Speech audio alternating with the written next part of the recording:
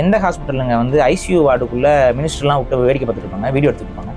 ICU ward தானே அது, எல்லாரும் ஐசியூ வார்டு தானே கொண்டு போறீங்க. என்ன மினிஸ்டர் உள்ள சுற்றி சுற்றி வீடியோ எடுத்துக்கிட்டு இருக்காரு? இதுதான் வந்து இப்படி தான் அரசு மருத்துவமனைகள் செயல்படுமா? எனக்கு புரியல, எனக்கு தெரியல. ஏன்னா பிரைவேட் ஹாஸ்பிட்டலும் அரசு மருத்துவமனையும் இதுக்கு மேலே வரக்கூடாதுன்னு சொல்லுவாங்க. ஞாபகம் இருக்கா? சரி, ஸ்பெஷல் இதில் விசிட்டிங் கொடுப்பாங்க. எத்தனை பேர் உள்ள இருந்தாங்க அந்த இதில்? ஸ்டாஃப்ஸ் உள்ள இருக்கிறது வேற, யார் யார் இருந்தா உள்ள, எந்த கட்சிக்காரங்க இருந்தாங்க? இது இப்பெல்லாம் உங்களுக்கு கோடிங்லாம் மறந்துடும். அதுல சரி, நீங்க உள்ள போய் பார்த்தீங்க வந்தீங்க, எதுக்கு வீடியோ வருது? எதுக்கு அந்த வீடியோ வருது?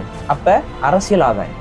இந்த பிணங்களுக்கு நடுவுல கேமரா வச்சு அரசியல் ஆதாயம், நடிப்பு.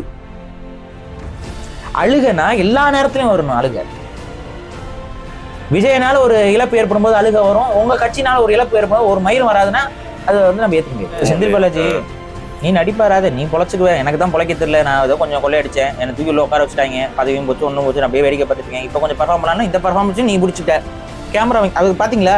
இங்கே எடுவா, அதுக்கு கவனிச்சிங்களா அந்த வாய்ஸில்? இங்கே எறா, அப்பவே சொன்னேன். அது எதுக்கு இங்கே எறா அப்பவே சொன்னேன்? இங்கே எறான்னா அதுக்கு என்ன பொருள் எனக்கு புரியல. இங்கே எறா அப்பவே சொன்னேன்னா என்ன, அதுக்கு என்ன பொருள்? எடிட் பண்ணி போடுங்கடா ஒழுங்கா.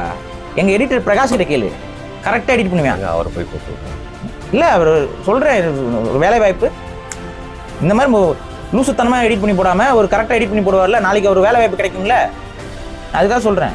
அதான் இங்கே பாடுறாங்கிறதையும் சேர்த்தாடா போடுவீங்க, அதை தெரிஞ்சிடாது கேமரா வச்சு விளாண்டுட்டு இருக்காங்கன்னு. எதுக்கு இவ்வளோ எதுக்கு தெரியாதா உங்களுக்கு? அவ்வளோ எமோஷன் எதுக்கு கரண்ட்டை கட் பண்ணீங்க? எதுக்கு கரண்ட்டை கட் பண்ணுறீங்க? அவ்வளோ எமோஷன் உங்களுக்கு. கரண்ட் கட் பண்ணி எல்லா மக்களுக்கு அப்படியே வெளிச்சம் வந்துருமா? உதயசூரியன் உதிச்சிருமா அதுக்குள்ள? எனக்கு புரியல, உதயசூரியன் உதிச்சிருச்சா கூட்டத்துக்குள்ள? நீங்க மட்டும் கரண்ட் ஆஃப் பண்றீங்க, எனக்கு புரியலைங்க. மக்கள் நெருக்கம் அதிகமா இருக்க இடத்துல கரண்ட் ஆஃப் பண்ணா இது நடக்குமா நடக்காதா? கரண்ட் ஏன் ஆஃப் ஆச்சாங்க? இதுக்கு பதில். அப்ப இங்க என்ன நடந்துக்கு நான் சொல்லுவா? விஜய்க்கும் மக்களை பத்தி அக்கறை கிடையாது, திமுகவுக்கும் மக்களை பத்தி அக்கறை கிடையாது, அங்க வந்த மக்களுக்கும் மக்களை பத்தி அக்கறை கிடையாது. யாருக்கு அக்கறை? நம்மள மாதிரி லூசு பயல்களுக்கு அக்கறை. இந்த லூசு பயலுக்கு உட்காந்து ஏதாவது பேசிட்டு ஜெயில போய் உட்காந்துக்குவோம், போய் எண்ணிட்டு இருப்போம் 1 2 3.